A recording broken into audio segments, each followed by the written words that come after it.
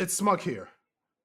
I'm here kicking it in this lovely interview with the greatest of V's. And make sure to vote for me at the end of the year while I'm serving everybody to Duff City, as I am the mayor of Duff City myself, Smug the Beast. Thank you for tuning in.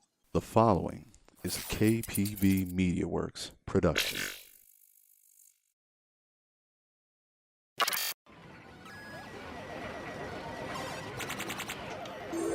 Choose your fighter.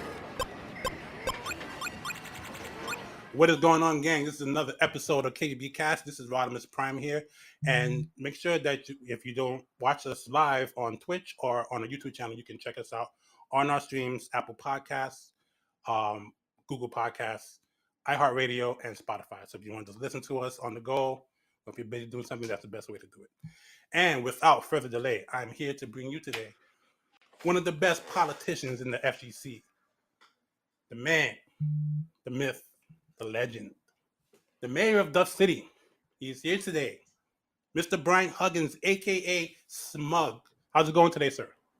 I'm doing all right. Can't complain. How's everything over on your side?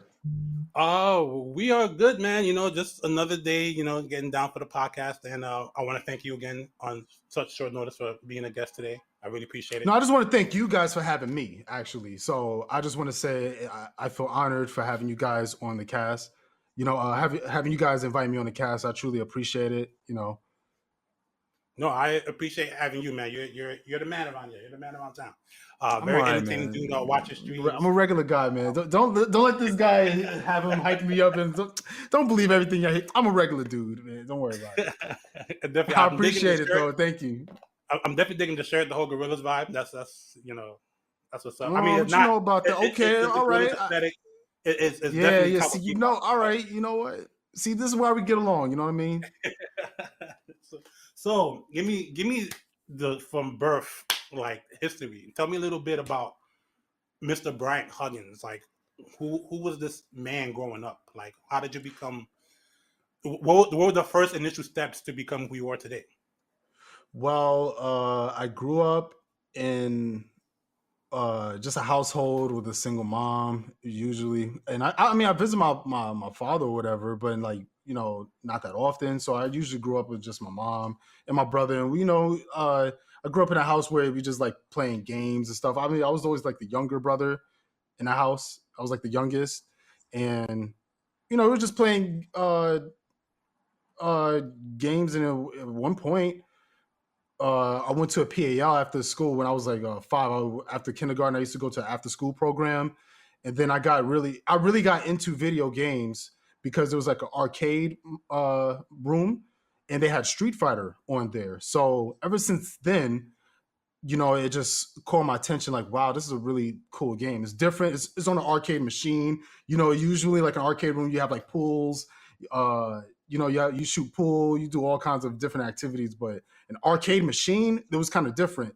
And it was very the line was always long every time I went into that arcade room. So it grew my attention that every time that certain cabinet, that was the one that was taking up all of everybody was just waiting online and stuff. So I was like, dang, this game must be popping. And when it was my turn to finally get on Street Fighter, I played M. Bison. He's the boss character of the game. He's cool. And I was like, yo, I like this game. So ever since then, as a child, I just grew up, just going to school regularly, I guess, but just always loved video games since I was, all I remember, A little Wii politician, a little congressperson, What are your favorite genres outside of fighting games? My favorite genres, like hobbies, or what do you mean? No, in terms of video, are you into RPGs or platformers? Oh, all right. So I love long play games. So for example, I like scary games. So Resident Evil is cool. You know what I mean? My brother and my 2 cousins that I grew up living with, they always played.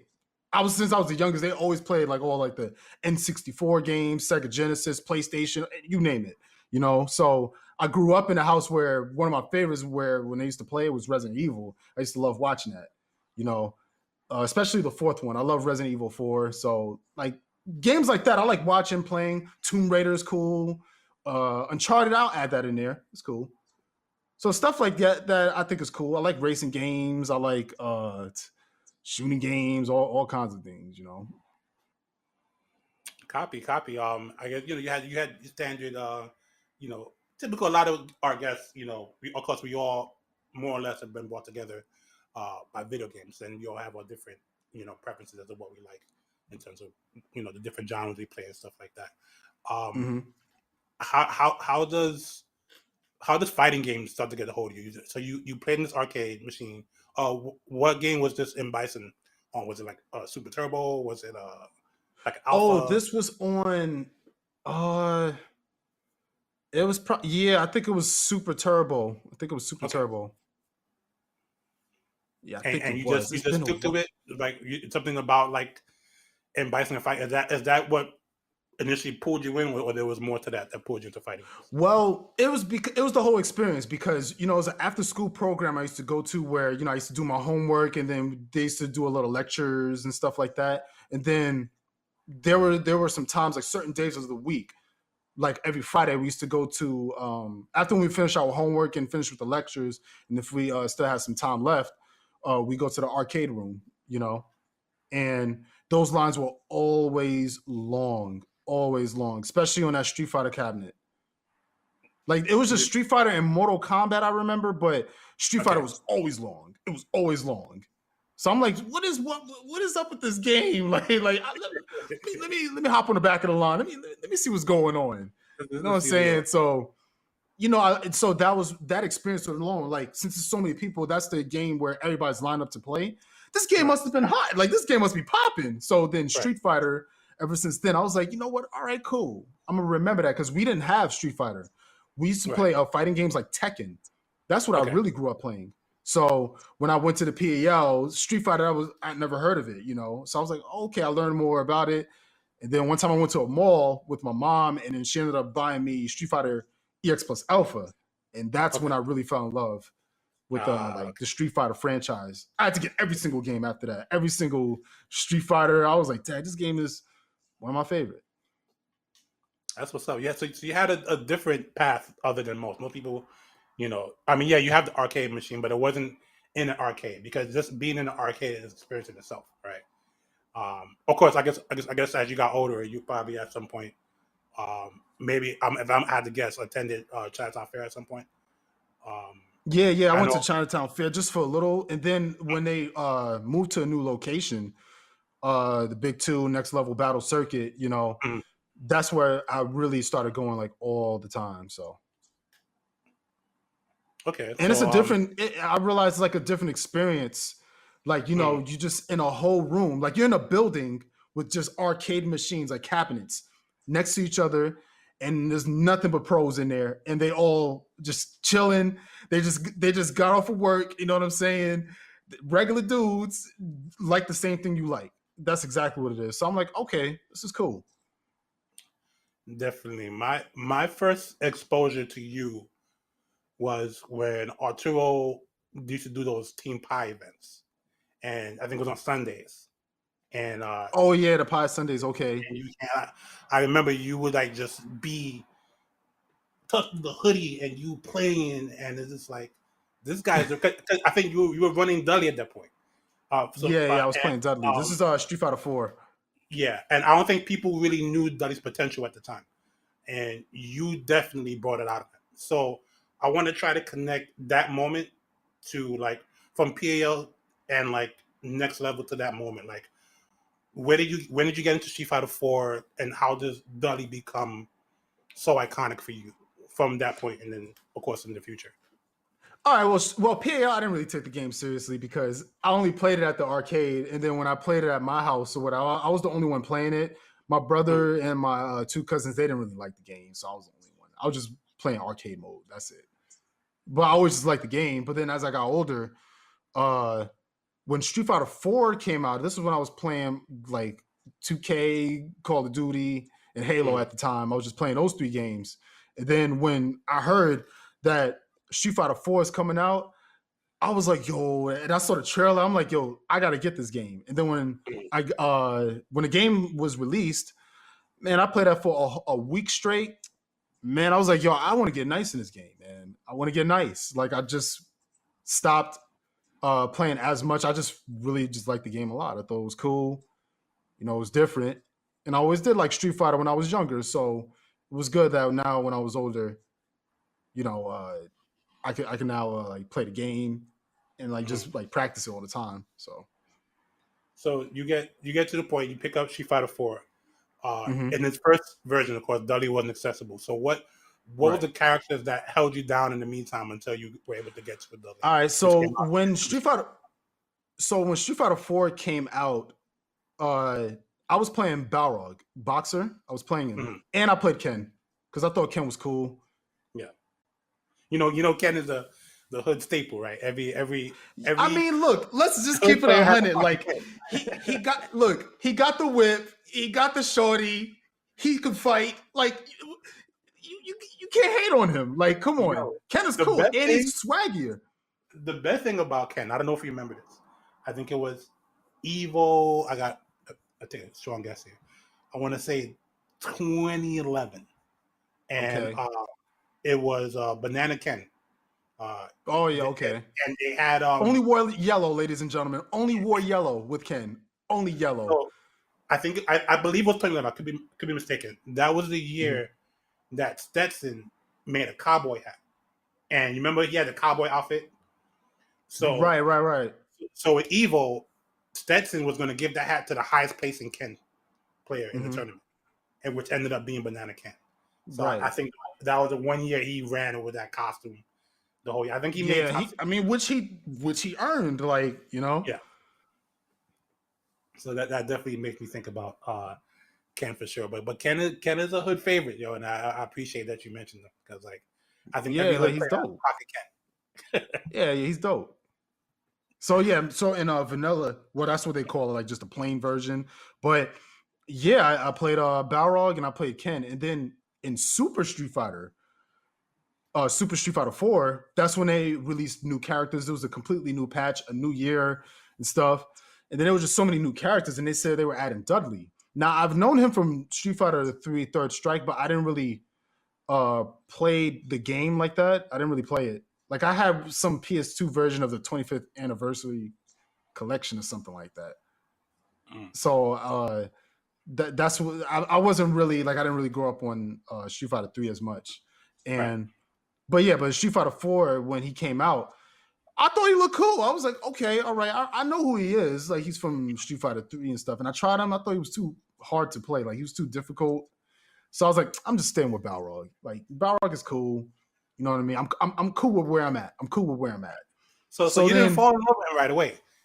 No, I did not. No. Okay. So then I'm playing Balrog and I'm playing Ken. Those are just my two characters, right? I'm playing rank match. I'm online playing Street Fighter Online, and I run into the number 1 Dudley at the time.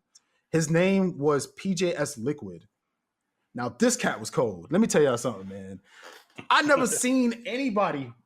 First of all, I never seen a Dudley player, because, you know, like when in rank matches, you start off with like 0 points, and then you start with like rankings, like the letters. So you start with the D rank. And then the more you play, the higher your rank goes. So if you see somebody with a B rank, they're kind of official. Like, they know what they're doing. They know how to play. But this dude was an A+. This dude was an A+ with Dudley. I knew I was going to lose. I'm like, this dude is a character specialist. I'm about to get washed. I'm like, all right, whatever. So I'm playing this dude. He bodied my Ken. I ran into him again in rank to play my Balrog, right? Yo, I thought my Ken got bodied. Man, I was like, yo, this dude's Dudley is bananas. Like, yo, this is crazy. So ever since then, I was like, yo, this Dudley is like, the way he was doing these combos. I'm like, I didn't know Dudley could do all of this. Like, this character kind of cool. Hold on. And then I tried to play him again. I'm like, nah, this character not for me. I'll just watch this dude. You know what I'm saying? But I ain't gonna play this character. He too hard. No. The story get better. So, you know, I'm a fan at this point. I'm just watching he was come to find out he was a known Dudley player. He used to be on a channel called Yoga Flame. That was like the most popping channel. Like if your video got on, like if your replay ended up like where you played from rank, it ended up on his channel. Oh, you was the man. You know what I'm saying? Only if you won. If you got caught where you lost, I'm going to tell you, man. But anyway, so I'm just looking at PJS Liquid's. He made like this montage, like a highlight of all of his best moments with Dudley, and all the stuff you see in that video. It's like a compilation of him just bodying some like everybody just 10 minutes straight with Dudley, like just different matches. And I was like, yup, he was doing the same thing to me, man. Like he was just bodying me the same thing I see in the highlight video. So then come to find out, I was watching a replay. It was a long set between him and it was another Dudley player named Marn. Ah, yes. Yeah. So I was like, okay, let me see this. And I never seen PJS Liquid lose to anybody. So I'm like, every time I see him, he's an A+ Dudley. He the best, right? Yo, when he ran into Marn, Marn gave him that business, yo. I'm not gonna lie. I was kind of mad because you know when you see like your favorite like star or whatever lose, you be like, but yo, it was to the no, but it was such a good Dudley, like it was such a really good match that would I was like, yo, I thought PJ's Liquid was nice, but Marn, there's a little more to talk about. Like this dude is more solid. Like he goes to tournaments and stuff, you know. Bro, come to find out he beat Daigo when I was just following Marn. I'm like, this dude. And he made me really start playing Dudley. Okay. All right. Interesting. And that's the story. So, that's the story. Okay. So you taking Dudley and you say you're gonna make him your main, right? So like of course you watch these guys. Did they inspire you to come up with like, the different tech that you ended up using during your run with Dudley? How much of it was probably your own stuff that you did? When you finally created your Dudley, like how much of it was your own hard work and how much was like stuff you looked up on previous matches? Well, I mean, I've known PJ, like he the one that taught me all like the basic Dudley combos and all of that stuff. Which was, but I just thought it was way too hard. So I just looked at it. I knew what the moves looked like and stuff. I was like, all right, this is cool. But then Marn, like, he really made me just like want to learn every single combo. Don't drop it. Just be nice and just learn all the stuff. You know what I mean? And then as time went by, I kind of was just in the lab, like the training room myself, just practicing. So, I mean, I would give them like 30, 40%, like, okay. In the beginning, I just learned so much more once I learned the character. Right, that's all. But they just made me really start playing the character mostly. And there were some combos here and there. Like, I'll give them their props. Like, you know what I'm saying? And then there's other Dudley players. I'll give them their props too. There was like a group chat. We all just discussed like anything like about the character stuff. So they'd be like, hey, did you know this worked on this character? Or, little things like that. So little things. That's dope. Like I like that you have like, because now today we have Discord, right? There's like official Discord for like every character and like every fight. Oh yeah. See, so it's like, go ahead. Sorry, my bad. We used to use Facebook and Skype, so we used to mainly use those to like communicate and all of that. But now we got Discord, so I'm like, okay, this is cool. We got everything. Are you still learning stuff today? Like, well, not with Dudley because of course Dudley's not in like 5, as we'll get to later. But like, how do you feel? Like the transferring of tech and information is now compared to when you first started, like being interested in playing fighting games? I think it's better now because the social media is just improved, I guess, through the years. But it was a little harder. I think it was a little harder back then because Twitter, it existed, but I mean, it was on a come up. So not a lot of people had Twitter back then compared to now. Right. So before, if I ran into you online, that's how I communicate with you, pretty much. If other than that, nah, you just have to, I don't know, probably do your research or something like that. But now it's a lot easier. All you have to do is you have so many options. You have social media. You just have a tweet. Hey, anybody plays Dudley or anybody plays Ryu? Somebody going to be like, yeah, I do. My Ryu's better than yours. What's up? Just, yo, yo, you know what I mean? People that be trash talking on Twitter. Oh yeah, they off the chain. For sure, man. On a side note, I watch your streams, and one thing that always cracks me up is when the chat like highlights their message in the middle of your fight, and like they say something crazy, and this is like it seems like it kind of throws you off a bit, like during the match, like Oh my God. Oh, you talking about like a donation? Are you talking yeah. about Oh no, when on the somebody- highlight when do the highlight my message and like the robot? Oh my bad. All right. Oh, I know what you're talking about. Yeah, because it's something like that as well for something I was thinking about. My bad. But yeah, people don't understand how distracting. It's a very distracting stream that I have because it's just a bunch of trolls in my chat. So sometimes and I have like a lot of people watching. So it's hard to concentrate. You're playing against like ultimate grandmasters, and I gotta look at the chat that's spamming, and I gotta watch out. I gotta try to find something that's like a normal question. You know, when people ask me, "Hey man, are you wearing socks?" or like just random irrelevant stuff. I'm like, what that got to do with my match? Like, help me out. How I beat this dude? That's what I want to read. I don't want to read no. You know what I'm saying? Where, you know what I'm saying? Where you get that fake shirt from? I'm like, I'll be reading it all. These shows are terrible, man. And just ignore them, man. They just whatever. That's all you can do, man. But I guess it's part of the process, right? It's where you're at now in the community, right? Like you have this following, you know. Some would say you have this fame, you know. But before all that, like we're getting now to where I first encountered you, and it's like these Team Pie events. Was it like, and correct me if I'm wrong, please. Do you feel like it was like your initial matches at those events with people like Sanford that started to really showcase you, and then of course the subsequent matches later on in your career against people like Sanford and others, like is that what kind of like maybe put you in the spotlight a bit? Yeah, I think so, because that's see it. All right, so I started from online where I was just playing a lot, and then I ended up on Yoga Flames channel. So that was technically my starting point. Like I was making a little noise online. Right. So I was pretty much known as those quote unquote online warriors where you're only good online, but offline where there's no lag, where the connection is good, you're kind of a nobody. Yeah, I was kind of in that group where people just didn't respect anybody that came from online. So, I started traveling, and,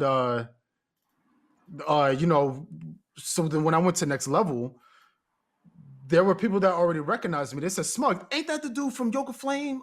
Okay, I heard about him. Okay. And then as time went by, I was just playing and I was just practicing, and then at next level when I was starting to win a lot more consistently, then I went to like another level pretty much. So I think actually like next level, it took me on a map to a high level because it showed my face on camera and performance. See, Yoga Flame, it just showed my match. Right. And the only thing you got was my name, but I got to commentate on, say if I win next level, you get to go on the mic next to Team Spooky and Arturo, and then you just explain, hey man, like how do you feel about your win tonight? Or, you could just commentate or whatever. So I think having that, it gave me that gave me my chance to pop off. Right. I felt like, I felt like anybody that plays the game competitively, if you win a tournament, you're feeling yourself, right? If you're feeling yourself, you should say what you have to say. Right. Yeah. You know what I'm saying? So that's all it was to it, Did that popping off get you in any trouble by any chance? Nah. Or maybe people didn't take too kindly to it, depending on, I guess, who lost to you. Because I definitely remember a couple of next level events, big two, where like, it'd be like you and like Yipes, and like you say something crazy, and Yipes is like, oh my god, you just. So it's like, and I know it was during, you had like, I could probably say you had probably one of the most dominant next level runs, where like you were like consistently like the first place threat. Like, do you even I appreciate it? Is there like, do you even know like your streak on that? Because I could sworn you probably dominated next level for probably the better part of at least a year straight. You know, Around there, yeah, around there. how I does that really feel? wasn't. Because I 'cause mean, like it felt cool. Like, that's I not an mean, I easy don't want feat, to, brother. huh? It's not. It's not an easy feat. Like you're playing with the best in the region, and obviously, like arguably the country. You know, so how does that feel? Like, I mean, it felt good because people had to put respect on my performance. That's all it was to it. Because again, I come from being called an online warrior, and it was to the mm, point where I was actually to add on to that. Yeah, I was doing well at next level, and then people were still saying they were still discrediting me, saying, "Oh, but this is not a major tournament. This is just a local that anybody could win." Oh, ooh, I mean, I could win that. I mean, you know what I mean? So I'm like, all right, cool. You know what I'm saying? Let me go to a major. You know what I'm saying? Let me where the major's at. Put me on. Where's it located? You know what I mean? I'll save up if it costs a lot. I'll save up. I'm willing to make that investment. It is what it is. I just want to prove these guys wrong. That's all it is. You know what I mean? that's all. I hear you. And that's a wild discreditation because again, like this is a very strong region, like this New York region That's what I'm where we're saying. at, and People it's don't know like how hard. You know how many? You know how many top players? I said top players. You know how many top players are yes. at a local? Come on, top players are At supposed to this be like around the particular local, world, but at this particular local, in like 10 people in any next level event can win they all nice. They're minimum. all nice. Minimum, like one day it's Arturo's night, 1 minute is Shine's night. You know, 1 minute Punk comes from all the way from Philly. That's what I'm saying. That's what I'm You saying. I'm know, like, yo, you know what I'm saying? You got in Sanford, you got Stanford Dominion. always a threat. You know what I'm You know, saying? Yeah, and let's not forget, Justin Wong came from New York. Let's not forget. yes, yes. Let's not forget. That's what I'm saying. Like, people don't understand. People think that next level is just a tournament with just only 3 people that enter and then just anybody could win that. Nah, man. That thing is like hell pretty much. Like it's very competitive. It's just always like a mini major. It's like a mini Yes. super tournament in a local. That's what people don't understand. Every opponent is good. It's like this, the saying goes: if you can, when it comes to New York, right? If you can make it here, you can make it anywhere, right? That goes double for the fighting community. If you're good in this region of New York, you might as well be good in the entire country because this is one of the strongest regions. Like arguably, next to if you had to argue about it, of course, the California region, and of course other regions have definitely stepped up their game over the last 5-10 years, but New York is still where it's at by far. Mm-hmm. We just had a Capcom Cup winner from New York in Mm-hmm. Item. So Exactly. don't sleep on New York. And again, you're always a threat. We talked about before we got on. I recall stuff that I know from you from my head over my time in the FTC, but I had to do a little research. And you have a lot of like fourth place or higher places like in your career. There's a Oh site wow, actually. that didn't even. There's a site actually bumped That's into I didn't. called. I really didn't even. Wow. Yeah, you're a threat, dude. Like my only wish for you is that you've won more like entire tournaments. I think you have it. I think you're there. You probably just maybe one mistake sometimes, which happens to the best of us. It's not a discredit Yeah, from your because career. even like people like Daigo, he doesn't win every tournament. He still plays pretty high. It is what it is. It's just this very competitive out here. According to this site, I don't know if you know this, you made at least unofficially close to 80 grand in the last couple Daddy years. put my business out there like that? They put everybody's business out there. Yo, how you know? I don't believe everything you hear now, right? Don't believe everything you hear. You know what I'm saying? It's probably more than that. No, but no. Look, man. No, no. I would say that I made a good amount. Right. I made my fair amount. Just Mhm. competing over the years. It's obviously like these tournaments are very difficult. And it's just about being the best. It's about being as competitive as you can. When it comes to winning tournaments. Of course. Mm-hmm. Now, of course, while you found your niche as a player in the community, your online presence didn't falter at all. I think it's gotten even better, right, since then. Because most people sometimes they make the transition fully. Like, okay, now I'm actually a tournament player. I don't do the online stuff much, except maybe stay sharp, maybe for some content creation. But like, I remember you like had the first, and correct me if I'm wrong, the top 10 Dudley placings. Like, you made how many accounts? Oh, I made like probably like 7, 8. Yeah. Now, all right. People don't. All right. So pretty much, I kind of did it as a troll because I used to stream. So when you get to a certain rank, pretty much because you play a lot, you just know life the game, right? And then when you get to a certain point, you kind of just, if you win, you literally get 1 point. But if you lose to something random, you lose like 300. If you lose 3 games in a row, you're done. Yeah. So it's like, just make a new account. So that's all I did. So I was like, all right, well, not a lot of, and a lot of people didn't really play Dudley. They just stopped at like a certain limit. But I just like the character so much, so I was just playing. And the stream, they just wanted me to keep playing the character, so I'm like, all right. And then I had to. Sometimes I had to stream. I'm like, what should be my next account? I don't know. Just Dr. Smug, the PhD. Oh yeah, all kinds of names. I'll be forgetting, man. As long as it has Smug in it, whatever. Like, yeah, whatever. Smuggles. You know, all kinds of things. How did that name come to be? Where did you get Smug from? It was like, is it your demeanor, the smug smile? Like, what's that about? Well, yeah, pretty much. And it's weird because it worked out for me. I was making an Xbox account, right? Mm-hmm. And I just wanted to be called the Beast. Like, I just a random thing to get me started on, you know. Right. But that name was taken, so I'm like, all right. And they just gave me suggested names, Smug the Beast 94. So I'm like, well, I do have a smug look. I know I was always known for that, I guess. So it makes sense. Whatever. I'll take that.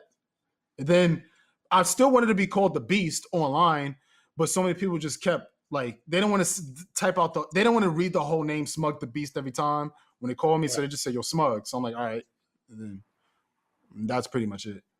That's pretty much it. That's what's up. So you kind of like become more or less the best Dudley in the world. I don't think that's disputed anywhere. Was it like, were you hoping to have that character available for you? Because as of course, you moved on to Street Fighter V. Were you hoping at some point that he would be available? Or, because I know you end up, of course, playing Boxer, you played G and some others.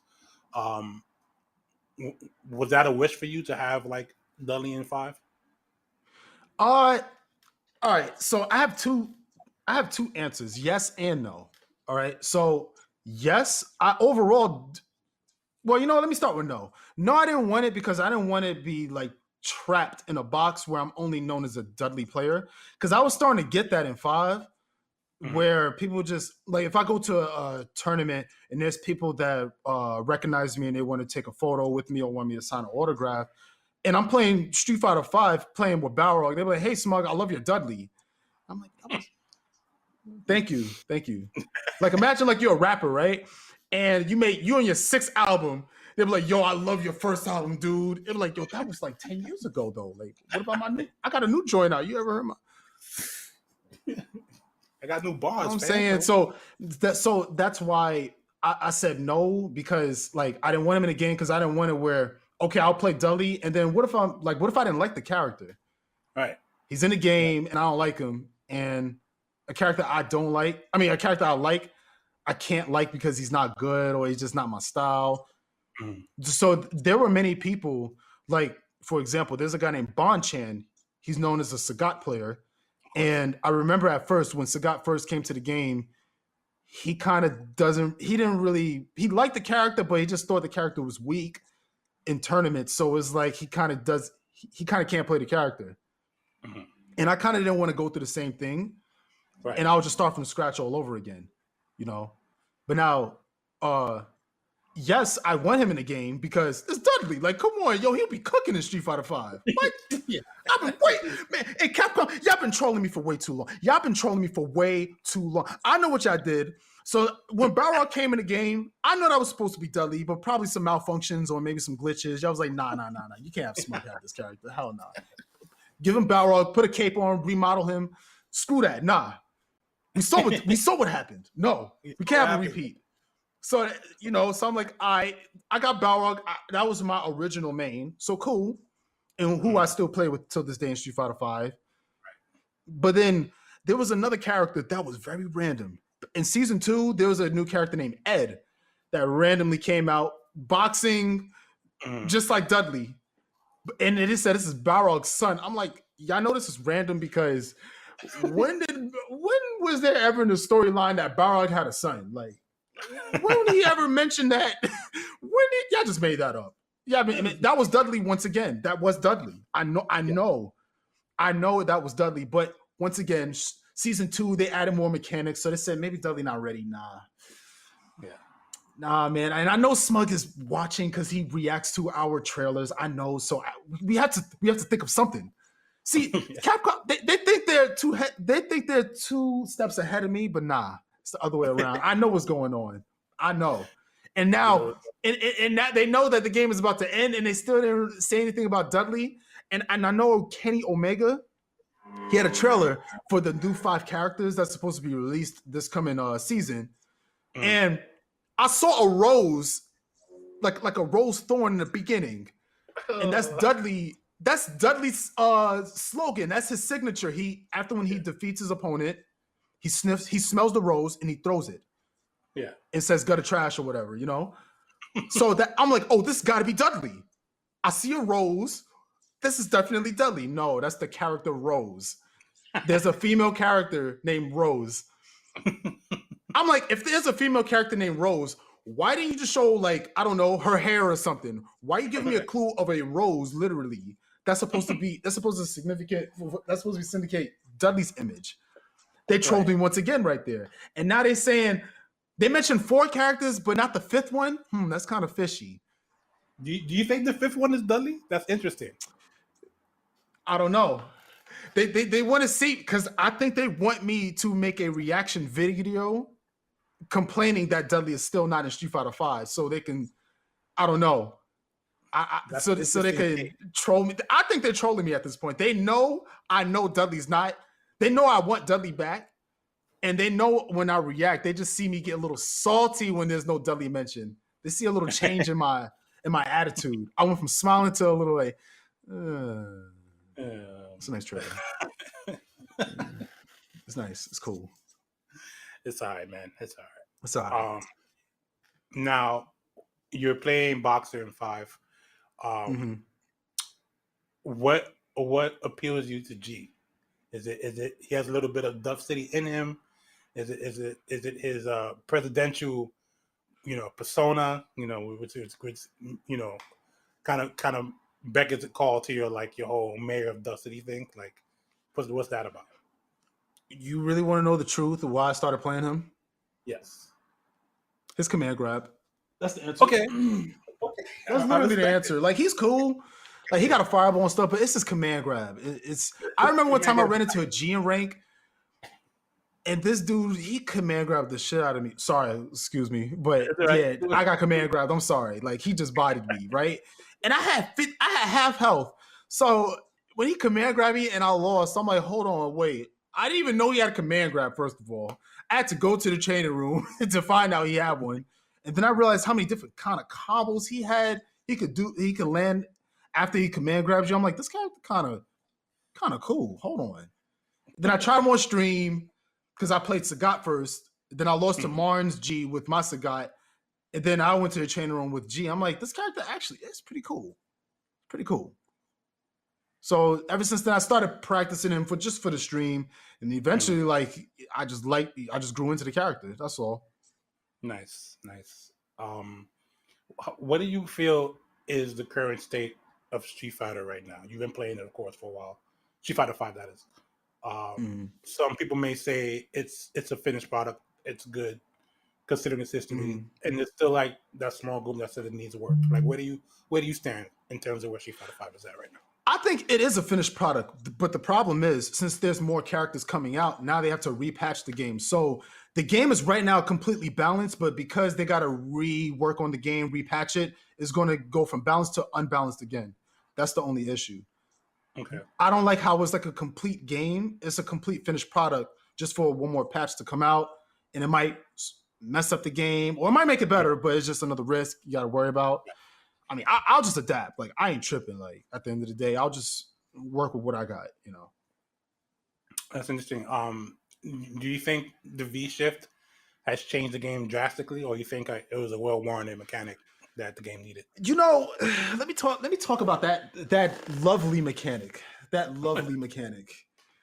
I've been waiting for so long to expose these people, man. I've been waiting so long. See, that V shift mechanic, that's the thing where it allows you to, it's a defensive option. You have something to work with on your defense. You can get out of stuff now. Right. And because of that, all of these people, when they get me in a corner when I V-shift, I just be cooking them now. It's over. This is what I've been waiting for.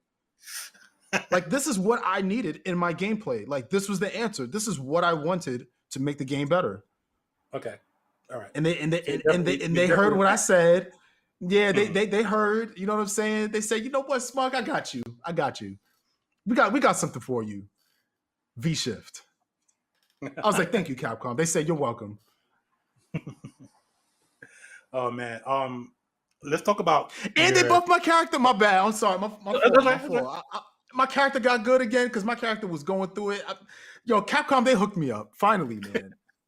Because they knew Dudley wasn't in the game. They knew they capped, so they said, well, we got to make it up to Smug.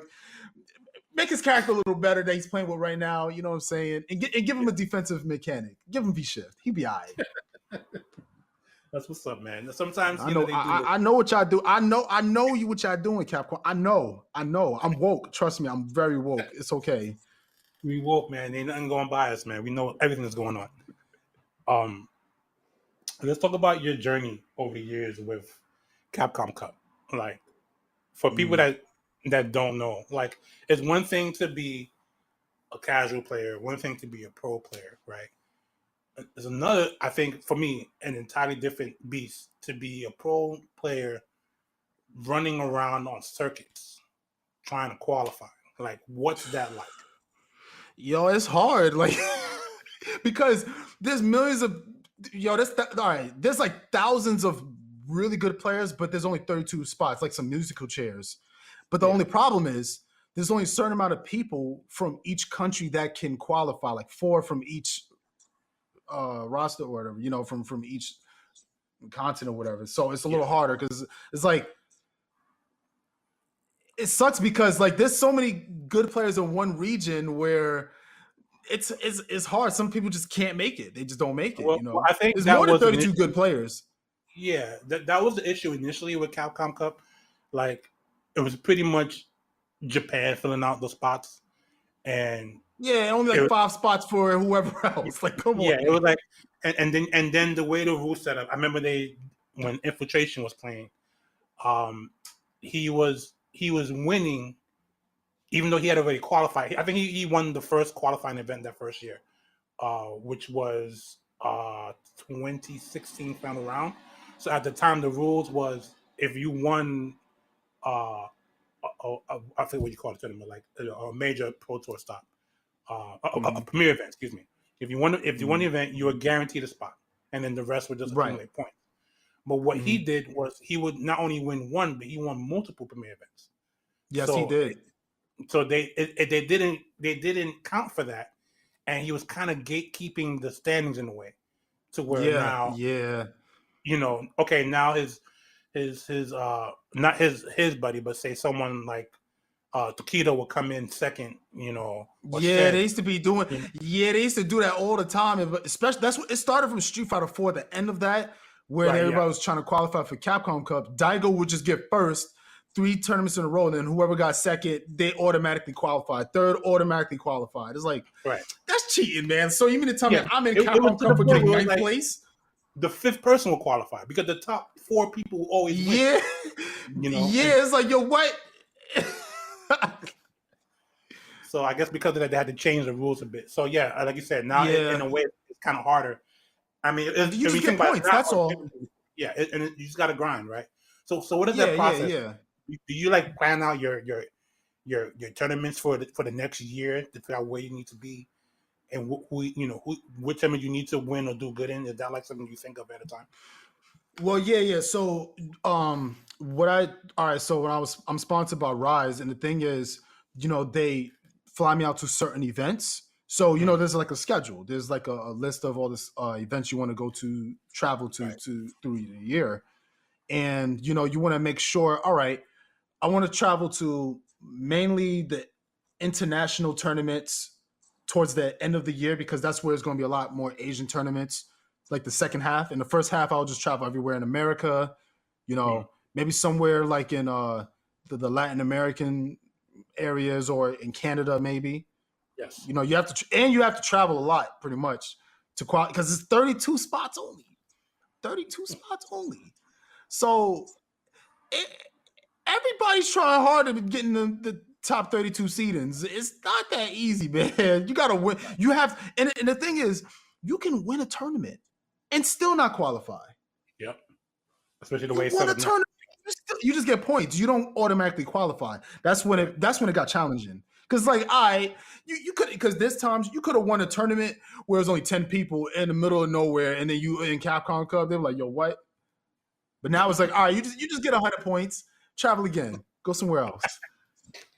Yeah. Then then you start to notice, wait a minute. He didn't qualify? I thought. Oh. Does that happen? Does like someone think that they're I don't want to good get no to names, go? but there was people getting exposed when they changed the rule. There's some people that didn't like that rule. They were like, dang, I don't automatically qualify. I gotta travel again.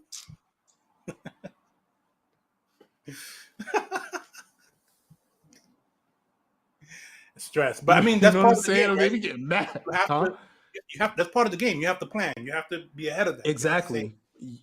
I have to do well in this tournament I'm going to, or get this Mhm. place, and then halfway through the season you got to know who's your threats, who's your competition. You might even know who's available where. So there might be a player that that may be ahead of you, but won't be able to attend this tournament. That's your chance to get in, get good standing. Oh yeah, there's people that are very strategic on certain tournaments they go to. I'm like, how come you never at the same tournament with this guy be going to? How come I never see you here? I never seen y'all hang out together. What's going on? I only see y'all at like the biggest tournament. Right. I'm like, don't you live like? Why'd you go overseas when there's a tournament right here in your own? Who you avoiding? You go to Brazil just to get bodied anyway. It's funny because I don't want to give names, because I'm cool with people and I don't want to expose nobody. But I remember there was a person that was scheduled to go. He was in a bracket, scheduled to go to a tournament. But then when somebody made an announcement, they were like, "Yo, I'm going here." that guy just went to another tournament. I'm like, All right, cool. All right, you do what you got to do. You got to survive. Right? People don't want to see certain people in tournaments. I mean, sometimes you just want to live to fight another day, and that's what it is. I get you. Like, there's just that one person that's just stopping you from winning that tournament. I get it. Like, I understand. Like, if you got to go over there, do what you got to do. Now, don't go to the other person. Don't go to the other tournament, and you still get washed just the same even when the person wasn't there. You would really look crazy. So. Who are I would say your biggest rivals in the community in your time playing? Like I think I know a few, but I'll let you answer that straight from your mouth, and like you let me know, like, who do you think? And this is respectful. Like it's not someone you have any hate for. Just like someone, like, when it's game time, like, yo, I got to beat this guy all the time. Like who are these guys or girls? All right. Well, I'm not going to give them in any order because I didn't really think about it, but I'll just give them all right. My biggest rivals will probably be Sanford. I'll add Idom in there. I'll add Knuckle Dew.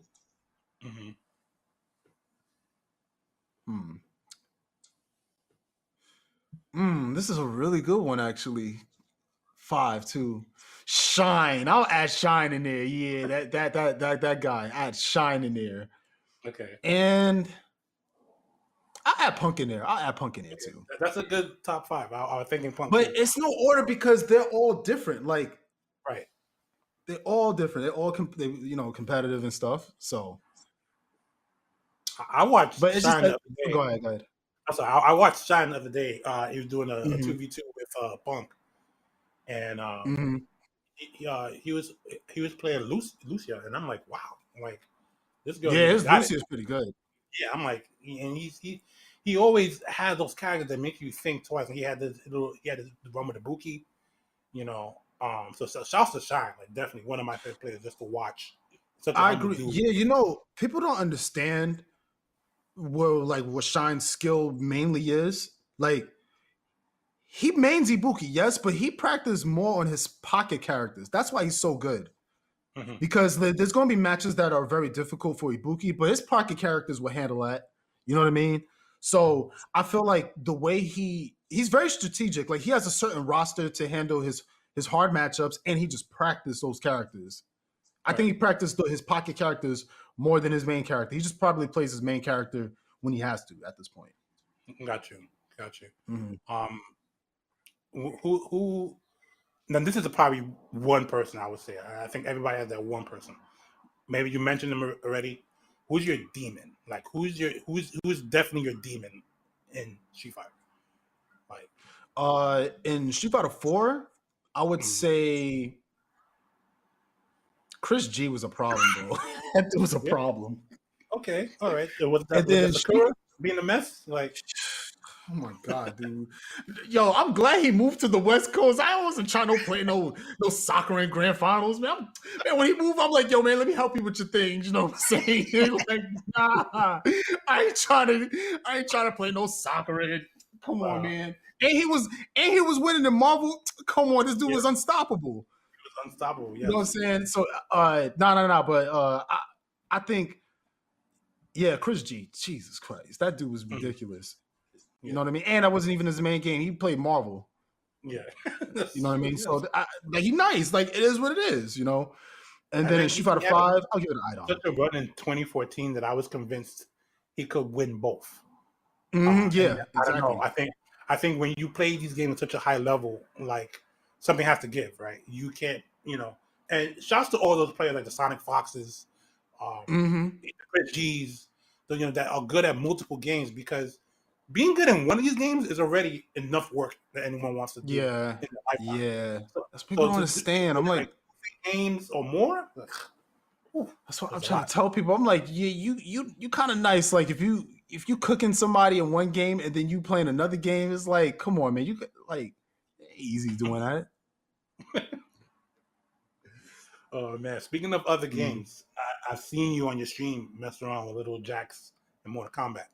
Oh yeah, yo, that's my game, man. I love Mortal Kombat, but I'm still learning the game. I just play it like occasionally, you know what I mean, when I be having fun and stuff. Is it something you think you get into if you put enough time into it? Yeah. I mean, it's just that I have so much Street Fighter stuff I have to do and stuff that Yeah. But I definitely like playing it. Like I definitely like streaming it a lot. I was just streaming it too, and that's what you play in Jax. Yes. Yeah. Like and I don't understand why nobody be playing Jax. I'm like, this character fire. Like he cool. Like nobody. You mean to tell me everybody only plays Liu Kang? Like Liu Kang cool. Don't get me wrong, but everybody plays Liu Kang. You know what I mean? Like what nobody be playing Jax? What are your favorite tournaments to attend throughout the year? Like usually, like ones that are like the staple yearly events. Like, what are your favorite tournaments to just attend and just even just for the vibe, the location, the people there? I think CEO because it's in Florida. It's very nice weather all the time. It's always the end. It's always like the beginning of summer. And it's just always a hype tournament. It's a super major right before like Evo, and it's just located in a nice area. Everything about it. The people in Florida is cool. You know what I mean? The beach is nearby. You got Universal Studios. You got so much activities to do. It's just dope. You know, you can't complain about it. If there's a is there a tournament? I mean, I guess as a fighting game player, you aspire. Anyone who plays in tournament setting aspires to somewhat be a winner, right? Like you don't get into this to say, oh man, that fourth place looks very appetizing. I want to get that. You know, you're going for the gold. So like, it is something like winning an Evo or like multiple majors in a year. That's something that's still like. I mean, it should be a goal. Like, how important is that to you as a player? That's definitely important because that's on your record. Like you want to look back, you want to tell like your children, your grandkids. You be like, back in the days before you were born, son, I was that guy. You know what I'm saying? You want to brag. You know what I mean? You want to be like, let me tell you who I was cooking back in the days. You be like, oh, you don't know who I am? You gotta let them know. But if you ain't got nothing to show, they're gonna be like, so they'll be like, hey, granddad, were you good in Street Fighter? Like, nah, I was losing all the time. Then there's nothing else to talk about. I was like, all right, well, you was right, all right, But I want to let my grandkids know, like, let me tell you who I was, okay? Let me tell you who I was back in the day. I don't know. I don't know. Just having it on your record and just like a pride thing, and just it's just a really good bragging feeling. Rights. Bragging rights. That's literally main. Yeah, bragging rights. Yeah, of course. You got these events like the Street Fighter League, E League, and these like multiple day in day out settings in these tournaments. How is that differ from like you just traveling to an event? Because do you say that again? You kind of broke up on my side. I apologize. I'm sorry. So like I was talking about tournaments like the E League series and Street Fighter League. Like how do you prepare for those kind of events where it's like it's team based? Everyone's action is important. Like it's important for everyone on your team to win. Do you feel a lot of pressure to carry your team? As Smug, are you in a setting where people depend on you a lot in your team when you're on the team? And because this is a different setting from like just a double elimination tournament, right? So exactly. Oh man, so first of all, man, people be having high expectations every time when I'm getting on the camera. They want me to win it all and stuff with it. But I'm like, all right, I'll do it. Don't get me wrong. Like I'll perform my best. Don't get me wrong. But it's like people really get upset. Like if I lose a round, I'm like, hold on. I'm still figuring out my opponent. It ain't over yet. Hold on. You know what I mean? There's people that really I remember somebody said, yo, I got 100 on you right now. You better win. I'm like, what? Like, do I get anything to say? Like, what? Right, yeah. He just literally told me, yo, I got 100 on you. He just said it like that. But I think like those are different tournaments because those are invitationals. So there's no crowd. The difference is at a tournament like CEO or like Evo or Capcom Cup, there's like a audience behind you. There's a crowd. So you go on your stage, you perform against whoever, and there will be a crowd. So if you went around, people start clapping, cheering, all of that stuff. You know what I mean? Yeah. If you get in washed, people will be like, ooh, like, damn, fight back, block or something, do something. Like, you know what I mean? But but the thing is, those are just like tournament events. You know, you get like a live audience and stuff, right? But in an invitational, it's located in like a studio building and everything's pre-recorded. See, at a tournament, it's live. Right. So the pre-recorded, they have you mic'd up. It's like more professional and stuff. They just have you mic'd up. You just put it down through your shirt, have a little mic piece hanging, put it in your pocket, and then they could just hear you commentate while playing. They do like camera shots. They just do all extra stuff that you don't have time for at like a live event. So invitationals, and they'll tell you, hey, you're gonna play in another 3 hours because it's gonna be a 3-hour break. That's pretty much it, all of it. So you have more time, I guess, to not be nervous. But at the same time, it makes it worse because now they got you on hold for 3 hours. You're thinking about that one match for 3 hours. God. You're stressed. You want to eat. Then you don't know if you want to eat after the tournament. Like you're going to start going through it for no reason. It's But, like people don't I mean- understand. Like it's a lot to even like. I know for me, like I don't compete nearly as much as I used to when I first started in FGC. But for me, I'm a mental player, so I get cold if I don't have a match back to back, and I need to Right. play. Like if I'm feeling myself, like there are days I feel like I could beat anyone that gets on sticks. I mean, it may not be true when it says no, but I feel like Nah, but like that's how you're supposed to feel. No, go ahead. Like, yeah, definitely. And like I need when I don't get that momentum, it kills me. I remember playing yeah. Air 13, and I was a top 8 in ECT one year, and Okay. like I just felt like I wanted to tell them to finish the night before when I qualified. Like, I was ready. I was like, let's just go. Let's do this. And of course, I didn't have my way. And then we had to wait another 2 hours on a Sunday, and it was just like, oh, I'm on a bed already. Yo, man, there was a time. My bad. Let me tell you, I had an experience. I had an experience one time. So, all right, I'm playing in a top 8 tournament, right? And this is Street Fighter 5.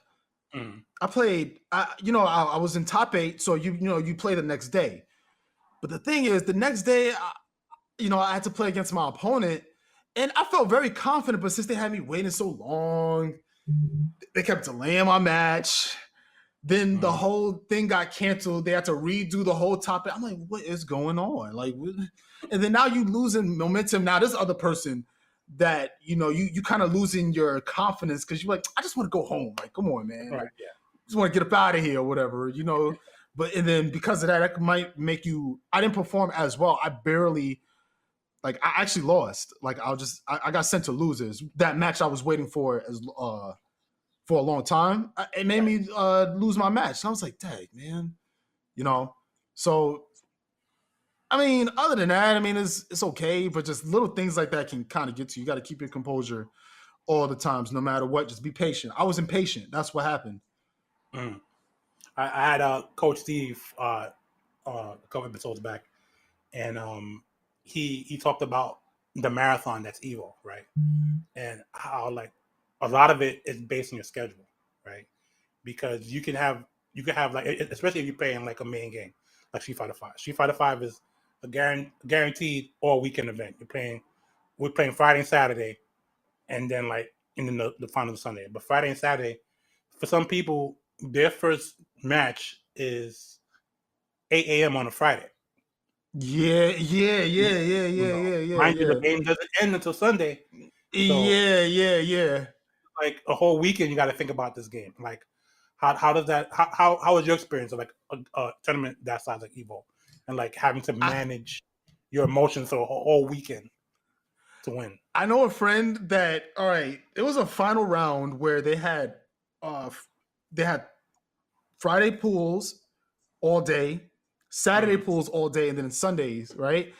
But this dude, he had like a 9 a.m. pool, and he lost. Like he lost. Like he got eliminated like 9:25, and then he was just so mad the whole time. Like I'm not trying to laugh at him, but it was just funny how mad he was. Like if that makes sense. Like because I'm like, Dad, you did lose kind of early. Like he lost when I was just waking up. Like my pool was later that day, but I kind of felt bad because I'm like, damn, dude. Like he said, man, he was just so mad. He said, man, they having me wake up this early just to lose. Man. Like he was just like, he was obviously frustrated, but it was just how he explained it. I don't know why. I was like, dang, man, it's kind of like tough, like sheesh. But it be like that. Like just be aware. Tournaments are not easy, man. You just because you play on Friday, you gotta still win. Like you know what I mean? You still gotta win. And that Saturday afternoon, evening, where it's like they're breaking down top 64 or top 128 down to top 8, that must be so stressful. Like that Saturday. People ask me. They said, "What would you rather play on Friday? Like Friday pools, and if you make it out, you play until Sunday night, or you just play all. No. I'm sorry. Let me say that again. You have Friday pools, and if you make it out in winners or losers, you play again Saturday for top 64 or whatever. Right. That's around like in the noon after when all the other pools are finished. Mm-hmm. Or would you rather just play on Saturday through the whole day and have all Friday off? I said, to be honest, I would rather just play on Saturday. I'm gonna tell you why. Because I don't want to play on Friday, right? I make it out in winners, you know what I'm saying? But then I gotta play again Saturday, the next day. I'm still stressed because I'm still in the tournament. Right. And then this is when the other half of the players in the tournament are gonna play. And then I still gotta make it out for Sunday. So I'm playing 3 days in a row. I'd rather just stay down all day. I could be feeling myself that day. You could be feeling yourself on Friday, but not. You have a bad argument on Saturday. You ain't playing the same thing. You know, you ain't playing the same game. You ain't playing the same. That happens. You know what I mean? So I think I'd rather just have it. If I'm salty all through Saturday, I'm salty. Whatever. You know what I mean? I just think you just get it all through. Like once I'm done with the day, I want to be just. That's the feeling I make it to top 8. I don't want to wear. I just made it to top 64 the next day. Nah. He was like, yeah. But you know, like, listen, I got what I made out of my pool for time I shut out last year, 2019. I was hyped about that. You know, I was like, yeah, you know, I'm top 128. You know, hold that. You know, like, but like, I always tell people about Evo that like, it's one of my favorite parts about Evo as a spectator is to see all the upsets, right? Because your favorite player is going to get upset. Like, it's not a guarantee for anything. Like, go ahead, tell me what you were saying. Man. You know how many? It's not even just Street Fighter that people get like salty in, but I've seen it in Super Smash Brothers, man. Oh, I thought people get mad in Street Fighter. I'm like, yo, people get mad in with Mario on the screen. No, I'm not trying to discredit the game, but look, I remember one time. So I remember I was at a tournament and I was with my friend and we were watching like a Salt compilation on YouTube. And it showed Smash players like Super Smash Brothers, where they showed the Ice Climbers beating people in tournament, like the computer, because it's like 2 characters in one. It's like you're playing, and then the other, like, it's like a computer playing for you. So what happened was there was a match where the dude, he knocked the main guy off the cliff, and right before that guy was about to fall to his death and lose the whole tournament, the computer hit the opponent, it hit the guy, and then he died before the main guy was about to fall to his death, and then he won because of the computer. Oh my god! Because of that, yo, that man was sitting in his chair just thinking about life. Like, yo, my man was just thinking about like, nah, son. he was just mad. So like little things like that, like I kind of like that kind of makes me want to be like, dang. People really be going through it in tournaments, like sheesh. They really do. I remember they have a compilation, like you know how many salty moments you got to have to make a series, a highlights. Yep. You know what I mean? All tournaments, man. It's hilarious. And again, I don't want to be that guy. I don't want to be a jerk, but I remember. But it's a part of that's the experience of like traveling to tournaments. It is. Right, I'm not gonna laugh in your face when you lose. I ain't gonna do that. I don't even know the person like that. You know what I mean? I remember what's his name, Armada playing Smash. Right. Oh yeah. Right. 2016 when Hungry Box beat him, and he sat in that chair for so long. I could have sworn that like they left him in there and turned off the lights. They were probably sweeping around him, and he was still. And my heart went out to him because you work hard. You work hard all year, you know, to get there, and you just miss it. You know, I would never discredit anyone, but I think in most situations, second place really sucks. Like because and that's just my opinion. Again, it's not to discredit anyone. I agree. That's the worst place to get. I'd rather get third than second. Yeah. Third, I did good. Second, you know why you lost. You know what I mean? You remember how you lost when you get second, but when you got third, you remember how you got to third. Yeah. You're like, all right, you know what I'm saying? I mean, I did all right. I took a W. Yeah. I'm just speaking facts. I'm just speaking facts. It is what it is. And again, there's no discredit. You know, I would love to be second place, then go 0-2 in any event. But when you're that close, it I know. Hurts. It's like, you know. Yeah, So like there's so many tournaments where it's like, I see so many people that they make like so many little mistakes that cost them the tournament. I'm like, he blew it. Dag, man, you should have waited.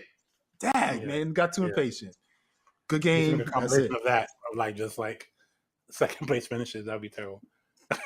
Yeah.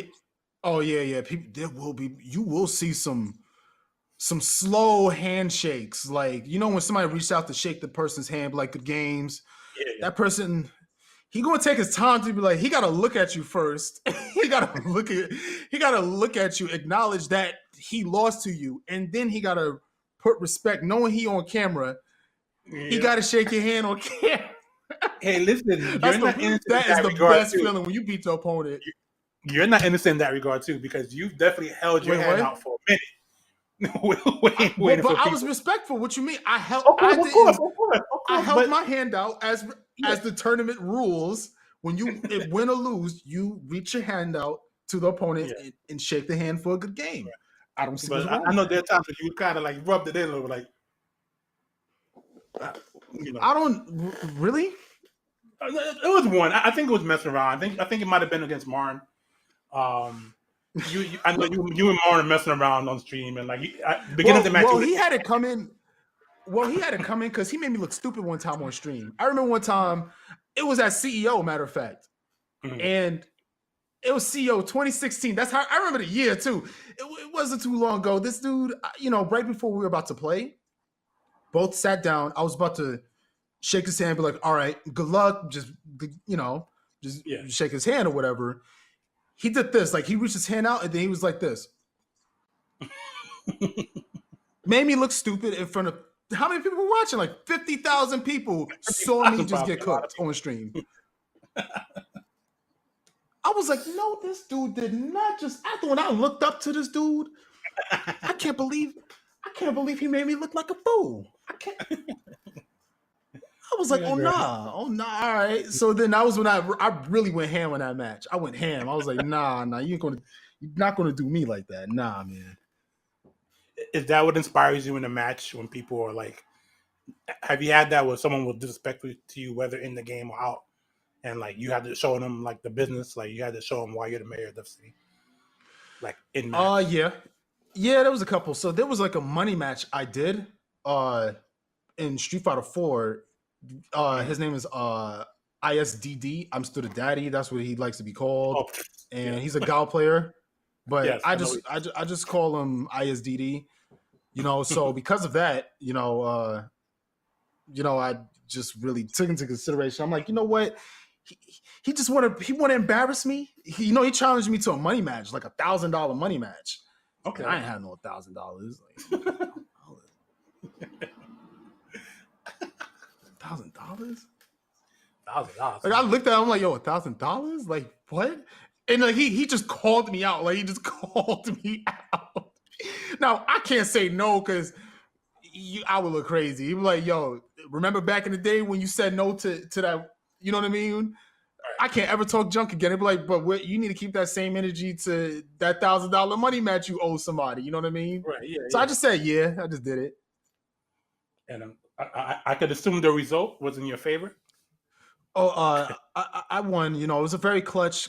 It was a close, high technical match. He played very well, and it was. He gave his $1,000 to me. And he, right before we even met up, he had his $1,000, and he had it on him. He said, I'm not going to even give you this because I know I'm going to win it. I'm just waiting for you to give me your other 1,000 so I can have two. He said something like that. He said something fly like that. So I'm like, all right, cool. And what's crazy? I won, right? He gave me the money or whatever. He said good game, gave me my props. And you know how much money I had? You're like, he had his $1,000, but you know how much money I had in my wallet? I had like $25. Like, I was in Vegas, I was kind of looking crazy. I was going down bad. But I don't know. I just believed. I just said, oh my God! Is this the first time you told the story? Is this general knowledge, or the first time you told the story?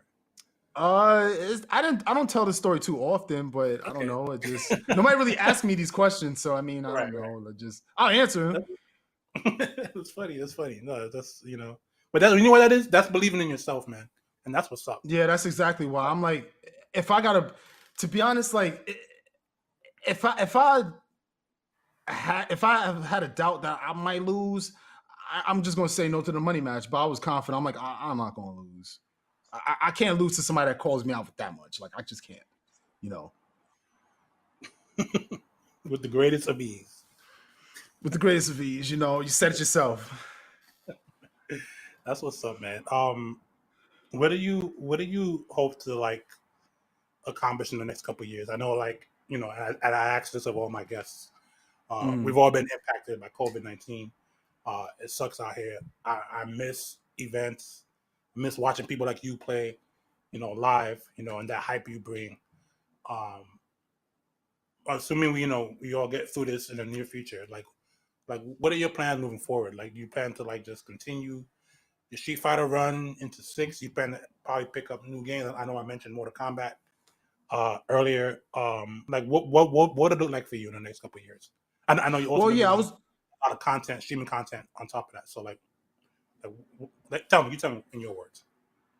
Well, yeah, I was going to say I wanted to start selling merch in the future. That was my next step. That was legit my next step I wanted to do, and focus on branching out from like just the Street Fighter genre I'm mainly known for. So that's why I was starting to branch out to like games like Mortal Kombat. And I'm glad that you noticed my jacks. Like, so I kind of like mission accomplished. I kind of wanted that to happen where, you don't just interview me about my Dudley only. You know what I mean? Like you mentioned Jack. So that was kind of what I want to do. So that's why I want to branch out to different things like that, and play more Mortal Kombat. I like that game. That game is actually cool. Like that game is cool. The game is good. It's a lot of money in that game right now. They're on par with Street Fighter, I believe. Yeah, yo, they be doing their thing. You know what I mean? Like shout out to all the top players that be playing Mortal Kombat. Y'all know y'all names. I don't gotta like repeat all y'all tryhards, you know what I'm saying? Y'all all nice, all right? Y'all all nice. You know what I'm saying? Do you want to get on that level? Do you want to be like, a recognized name in MK at some point? I wish, but I think I got into the game too late. Where Okay. I mean, yeah, I could still practice it, but I don't want it where by the time I'm a top player, they're on Mortal Kombat 12 or the next Mortal Kombat, Gotcha, yeah. But I still play it for fun. Like I'm going to play that often. Like I'll try. Like I'll try to play it competitively, but when the time comes, I'll let you know. So I asked you about your rivals, right? Who are your favorite Street Fighter players? You're a top 5. You're a person top 5. All right, I have a favorite top 5 in Street Fighter 5 and Street Fighter 4, but okay. I think, I'll just do Street Fighter 5. It's cool. Don't worry about it. Street Fighter 5, my top 5 players, my favorite players that I like watching.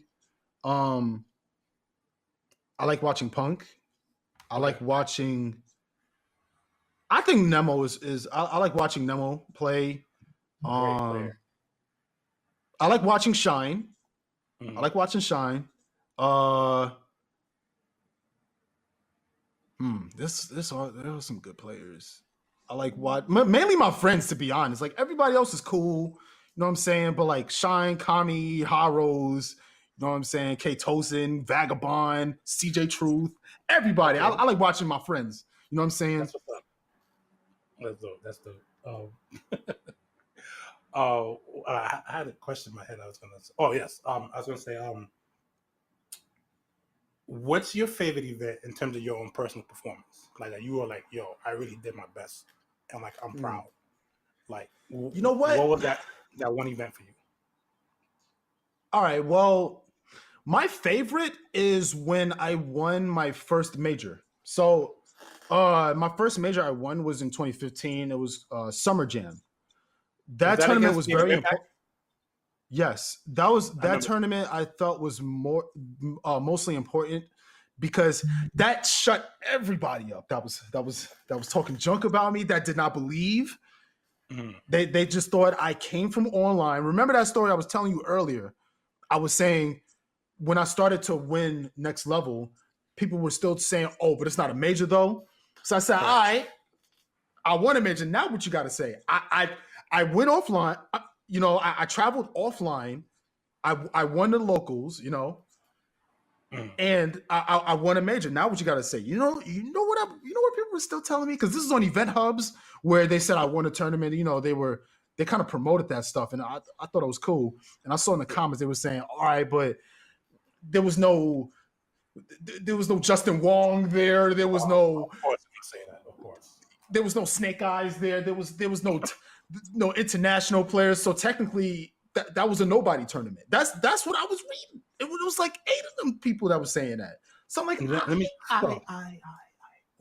me tell you, I had a feeling you would say that event, because I remember that event distinctly, because I was torn. I wanted you to win your first event, and I also wanted Native Impact to win, because that's my go-to. Yeah.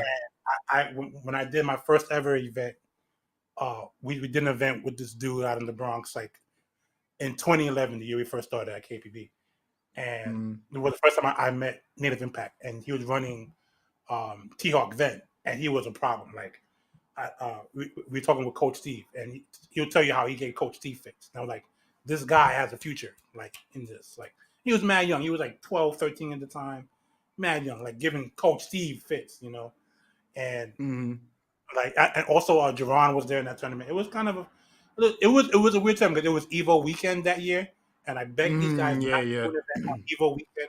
Nobody even watches another stream that's Evo that weekend, and they said no, they're gonna do it. I was like, okay, whatever. But like, they showed up. Lionheart showed up. It was like a small event, and yeah, he really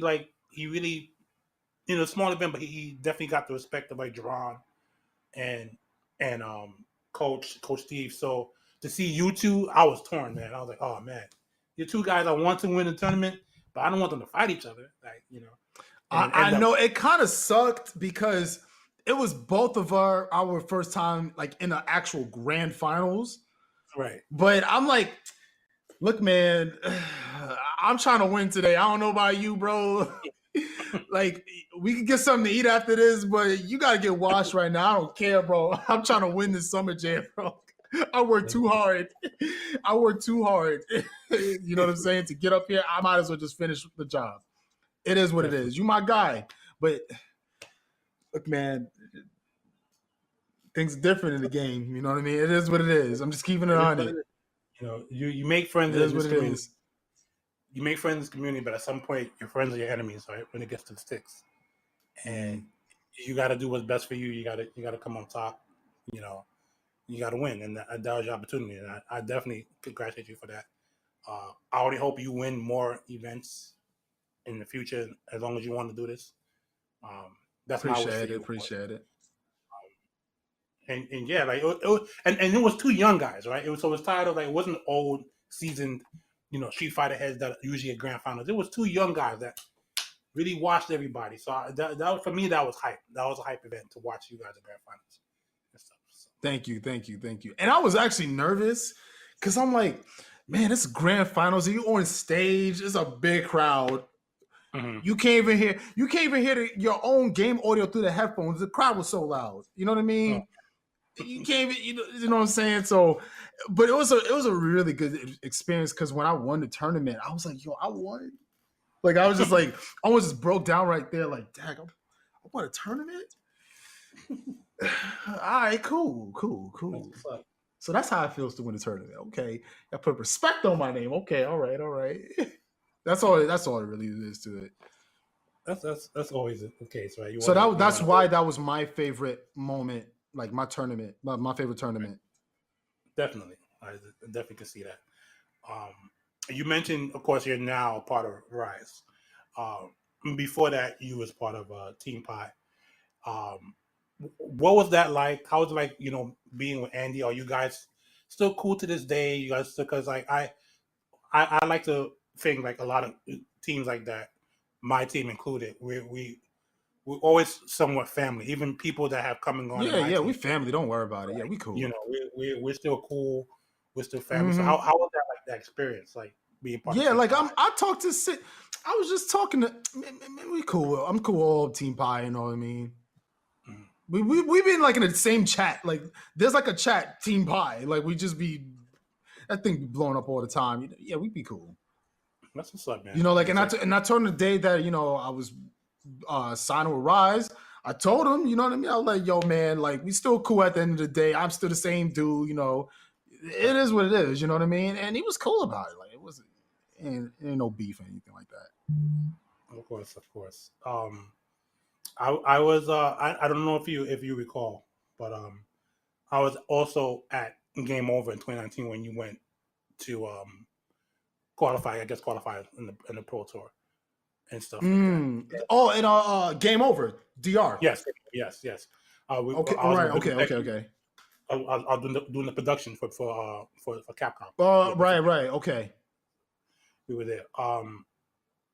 How do you feel about going to like all these different communities, right? And seeing all these different type of players and fans and stuff. Not just in the States, but like in the world. Like how does that feel? That's when I realized. That's when I realized, like, no matter where you go, if you want to represent something, there's people around the world that probably will know who you are. When you like stream and stuff.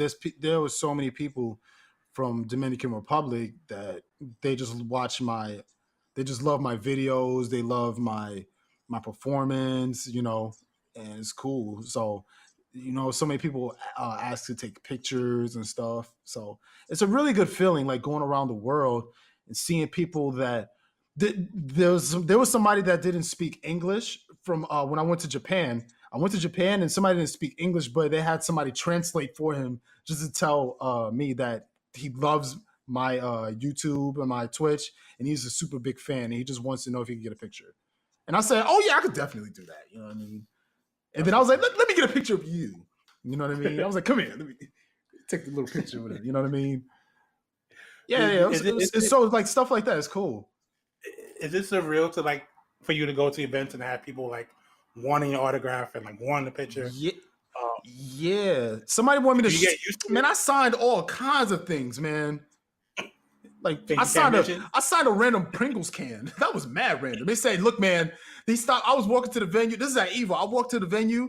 He said, yo, man, I know you're busy. You're going to your booths, but I don't have anything to sign. I don't know if I'm going to ever see you again, but can you just sign, screw it, my Pringles can. I just ate the last chip.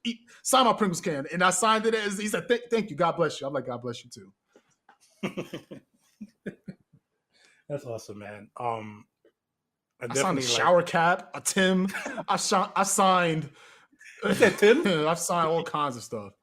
You signed a pair of Tims? Yeah, I did. I actually did. Oh wow, that's real New York. I actually did. That's what's up, man. Like you gotta love the community for what it is, man. Like I've been through so many ups and downs in this community, especially running my team. But like it's always little things like that keep me going, right, and keep me wanting to do the things I do in this community. You're not a person of controversy, but I'm sure you probably had ups and downs. What keeps you going in this community? What keeps you wanting to come back and play another day, press more buttons?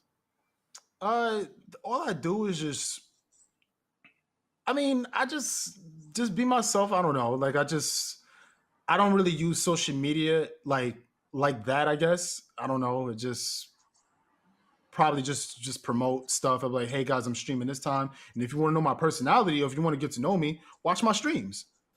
All right. Watch my channel, and any questions you have to ask, I'll answer it there. You know what I mean? Or if you send me like a private message, I'll eventually get to it. Or just highlight your message during your stream. That's the best way to get your attention. Or that, but people don't understand. Like, I have a lot of people in my chat, so it's not like I'm ignoring y'all. It's hard to read. It's hard to read the chat and play at the same time. You know what I mean? And knowing what to read, because I've read this people that they spelled a certain word to make me say a word. Like they be setting people up. Like they put sofa and then they put king, and they trying to make me curse on stream because I have kids that watch me, so I try to keep it like PG-13. You know what I mean? I try to keep it cool, Yeah. Because there's people that play me on a big TV like that, you know what I'm saying? And you hearing all them curse words, like, what you got? Watch it, turn that off, you know what I mean? I'm trying to avoid all that. So, But yeah, I gotta be careful what I be reading on stream because I know how my stream, I know they're trolls. Even when I read messages, I barely read anything nice. I'm just reading all kinds of troll messages. I'm like, yo, what I'm trying to do is I have a thing where I read PlayStation messages or fan mail, right? I'm like, Okay. you need to tell me you typed in my, and I have a long name to type in. So you have to type in my long name and then send me a troll message. You thought about all of that? Like, come on. That was it took him 30 minutes to send me a long troll message. I'm like, bruh. People be singing songs and messages, all kinds of random stuff. Singing Michael Jackson. You know, they be bugging out in my. Oh my God, these guys are so wild. Oh yeah, man. That's why when I be reading messages, I'm like, oh my God, here we go again. I want to just like thank you again for being here and like just taking the time out to chat with us. And before you go, like, is there any like shout outs you want to give? Any words you want to give to the community in general, stuff like that? I want to say, first of all, shout outs to you guys for having the opportunity for us players to, you know, show our personality a lot more. Yes. Because it's hard to find podcasts and like stuff to get interviewed with, you know what I mean? Because everything is just, you only know the person from their performance. You don't know what's their favorite color. You don't know if they like chicken wings. I do. You know what I mean? Like the people don't know anything about that. So that's why this podcast here, it has it where we can have a sit down and have a conversation about just whatever y'all want to talk about. You know what I mean? I want to know if Daigo listens to hip hop. I want to know that. For real. You know what I mean? I want to know what music people listen to. That's all. I want to know what's their favorite movies. I want to know, are you a funny guy or do you just want to know what's your hobbies and stuff like that. I want to know more about my favorite player. Definitely. And that's why I just want to give a shout out to you guys for giving us the opportunity for us to share this information. So thank you. Thank you. No, thank you. That's always been our focus. Like I say when we started this podcast, like, not just, we don't want to know just the player, but the person behind the player. Like you are a human being at the end of the day. Yeah. And you live and breathe, and just like we all do. And this is what makes you tick. What makes you go about your day. Like, those are interesting stories, and not just top players, but like the little people behind the scenes that do things. Yeah. Like, so that's been our goal with this podcast, is to showcase all you guys, as just regular individuals outside of the gameplay. So okay, definitely, appreciate you for that. No, it's all good, man. Any other shout outs? Anyone you want to mention? Anything you want to part of music? Shout outs to my mom. Hope she's watching this. How you doing? Shout outs to everybody at home tuning in. Everybody, you know what I mean? That's all I can really say. Shout outs to your hoodie. Your hoodie's cool. I don't know. And the shirt is cool too. Thank you. This is nice, Streamlabs. Nice. Yeah. Shout outs to Streamlabs. Shout outs to Streamlabs. You know what I'm saying? So that's all my shout outs. You know what I mean? Yeah. Thank you guys just for having me. That's all. That's my main shout out. Just you guys for having me. Nah, definitely. You're more than welcome. And I would like to have you back, for like any group discussion and stuff like that, if you would be so willing. That'd be awesome to have you back. Yeah, just like message me. We could like schedule something up. You know what I'm saying?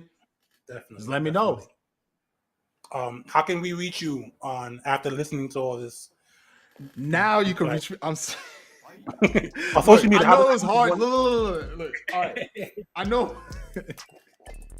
Look. You can reach me on Twitter. I was just reading. I just had a lot of catching up to do. Like, I'm sorry. I'm sorry about that. You can catch me on Twitter, man, at Smug the Beast. Anybody else that wanted to follow me on there. Definitely, man. I appreciate you so much for being here once again. Thank you for coming on the show. For everyone else that has been listening and watching, I want to thank you again for just taking your time out to just take in what we're saying. And also, if you want to just listen to this recorded audio while you're driving or doing dishes. You can check us out on different podcast stations. We are on Spotify. We are on Apple Podcasts. We are on iHeartRadio. We're everywhere. We're on Twitch, YouTube, which will be premiering on Twitch. You can catch it on YouTube. So you can see any visuals of like this or any other discussions that we have. That being said, this is Rodimus Prime. I want to thank you again for tuning in. I want to thank Mr. Bryant Huggins, Mr. Smuggles, PhD, Duff City, just coming through and just like holding it down for us. And we'll see you guys next time. Take care.